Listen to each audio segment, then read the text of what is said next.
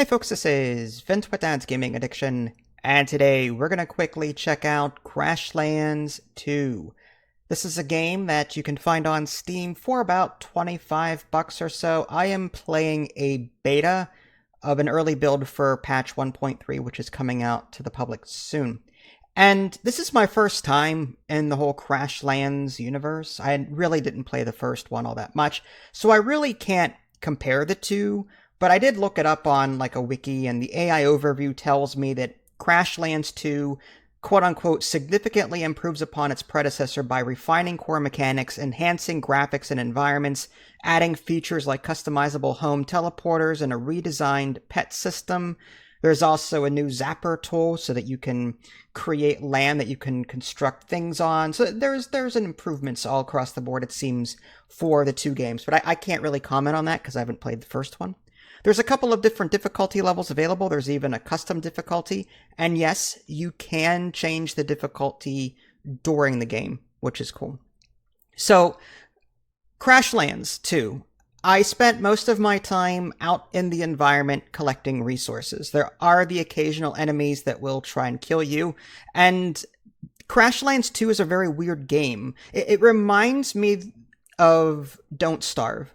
Don't Starve being another quirky, open-world, sandboxy survival game where you don't know what's going to kill you until it does. That's how I felt playing this. I saw like this bright orange plant, mushroom, whatever it was, and I went up to it and I attacked it thinking I could harvest it, and then it blew up and killed me.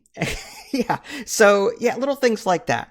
Now, while you're doing that, like I spent most of my time questing too. Like there's a village nearby, and talking to different towns. I hesitate to use the word people because I don't know what they are, but there's all these different creatures, and they'll give you all sorts of cool quests. You'll be able to go to the map and see where the quests are, go to those locations, check them out. So I think it's a very heavily scripted kind of game. And I haven't found any yet, but apparently there are these juice gems that you can get, and you can infuse bonuses for your character. So your character is going to get stronger as you continue playing. The inventory system was a bit weird. Instead of it just being one large hotbar like in, say, Terraria, I mean, like you've got a set of buttons for your tools, a set of buttons for your hotbar, a set of buttons for this. It's like it's just weird. It was like disconnected, if I had to use a word. You can also build up a base, which is another thing I spent a lot of time doing, like, because the resources, you can't change that as far as I can tell. Like, you're just stuck with the resources that you harvest. Some games you can like do ×2 resources, ×3 resources, and so on. But it takes a lot of resources just to craft a simple room. And you'll have to, because the person, like the NPC helping you, prefers to be enclosed, so you get an insight bonus to the research part of the game by enclosing him in a room. Again, if you've played like Core Keeper or other Terraria-esque games, you know, putting NPCs in a room, they like that kind of thing.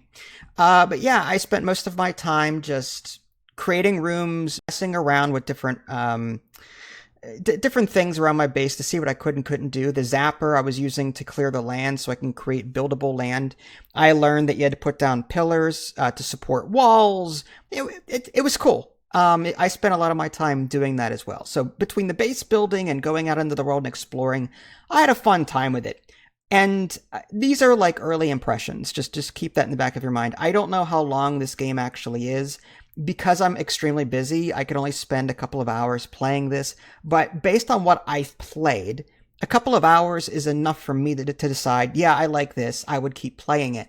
It hasn't like brutally killed me yet. Don't Starve, you know, during the wintertime or whatever, you get attacked by these warthogs or whatever they were. This game, I haven't had any sort of base attacks yet, so it seemed more chill in that sense. But then again, I haven't seen what the entire game has to offer yet. But I'm liking it. It's quirky. It has that. It feels like that Don't Starve environment. Like, again, very quirky, very weird, but also cool to explore, and you can do a whole bunch of quests. Now, keep in mind, it seems to be very dialogue and quest heavy, so if you don't like that, you may not like this, but if you just press the buttons and get through the dialogue and keep going. That's what I do. But yeah, I'm enjoying it. I want to see what kind of base I can make down the line once I get far enough into the game to do that and unlock a whole bunch more stuff. But yeah, check it out for yourself. It's definitely worth a look. This is Vince. Thanks for watching. I'll catch y'all next time. Take care.